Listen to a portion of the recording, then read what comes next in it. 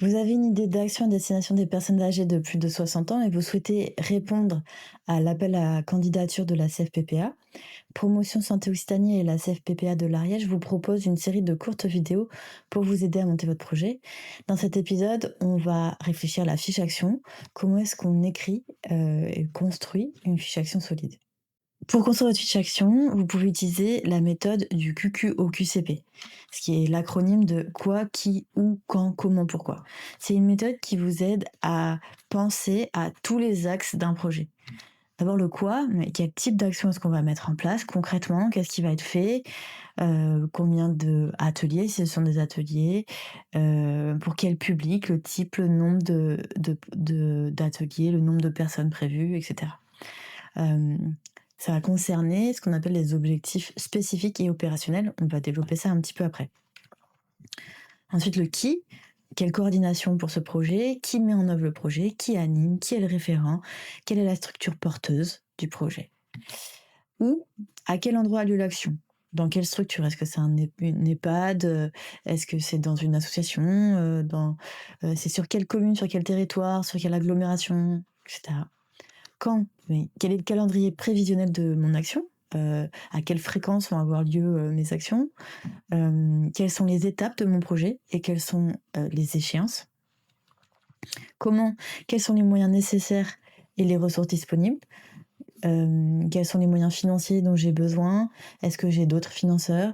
Quelle communication pour mon projet? Est-ce que j'ai besoin de communiquer sur mon projet? Est-ce que j'ai besoin d'équipements, de matériel, de locaux?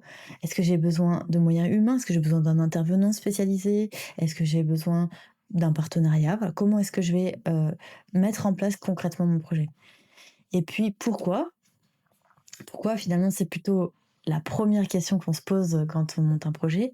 Ça concerne l'analyse de la situation qu'on a vu dans l'épisode 2. Et ça couvre donc les objectifs généraux ou l'objectif général qui est issu des priorités qu'on a définies pendant le diagnostic. Et ça correspond à l'axe prioritaire de la CFPPA. Donc on va s'intéresser un petit peu à ces objectifs. Comme vous le voyez, il y a 3 types d'objectifs. L'objectif général, les objectifs spécifiques et les objectifs opérationnels. L'objectif général, c'est en fait quel est le but de mon projet à moyen ou à long terme. Quel objectif de santé, en fait. Il correspond donc aux axes de la CFPPA et il correspond aussi aux priorités que j'ai définies dans mon diagnostic. Il porte sur le projet dans son ensemble. Par exemple, ça peut être contribuer à l'adoption durable d'une pratique physique régulière et adaptée pour les personnes de 60 ans et plus vivant à domicile sur le territoire de la communauté de communes de Saint-Girons. Ensuite, on a les objectifs spécifiques. Les objectifs spécifiques, ce sont des différents axes de travail pour atteindre l'objectif général. Dans mon exemple, on a renforcé l'équilibre, la force et la confiance dans les déplacements du quotidien de 30 personnes de 60 ans et plus entre mars et juillet 2027. Donc ces objectifs spécifiques, ils peuvent être de différents ordres. Ils peuvent être des objectifs éducatifs, c'est-à-dire qu'on va travailler sur les savoirs et savoir-faire des personnes, là autour de l'activité physique par exemple. Mais ils peuvent être aussi plutôt d'ordre environnemental, c'est-à-dire comment je vais favoriser l'accès par exemple, comment je vais favoriser la mobilité pour pouvoir avoir accès à des pratiques d'activité physique ou voilà, comment je vais lever certains freins environnementaux pour une pratique qui contribue à l'adoption durable d'activité physique. Et puis, on a finalement les objectifs opérationnels, qui sont les activités concrètes à mettre en œuvre pour réaliser les objectifs spécifiques. Ils disent, ce ne sont pas des résultats à atteindre, mais c'est ce qu'on envisage de faire pour atteindre ces résultats. C'est-à-dire que pour pouvoir renforcer l'équilibre, la force et la confiance de ces personnes, je vais organiser 20 séances hebdomadaires d'1 heure d'activité physique adaptée dans 3 communes, animées par un intervenant diplômé. Et puis, je vais aussi mobiliser les partenaires locaux pour repérer, orienter et transporter vers ces séances 30 personnes isolées ou éloignées de la pratique, qui seront repérées par des partenaires qui sont au plus près de ce public qui est particulièrement fragile. Voilà, donc ça, c'est le comment, en fait, je vais mettre, concrètement, enfin, quelles actions je vais concrètement mettre en place pour pouvoir atteindre mes objectifs spécifiques. Et vous voyez, ces objectifs sont très précis. Heu, on parle ils définissent, le public, ils définissent le lieu, ils définissent les dates, ils définissent, un certain nombre de choses. Hem, on peut dire que ce sont des objectifs SMART, c'est-à-dire spécifiques, qui, quoi, où, comment, mesurables. On va pouvoir, mesurer, est-ce que enfin, on va pouvoir savoir ce que c'est qu'avoir fini le projet. J'aurais fait mes 20 séances, ils sont acceptables, je peux le faire, ils sont réalistes, par rapport à mes moyens, par rapport à mes ressources, par rapport à l'ambition du projet, et ils sont délimités dans le temps. J'ai des c'est pendant telle et telle de telle à telle date, pendant, 20 séances, en 2027.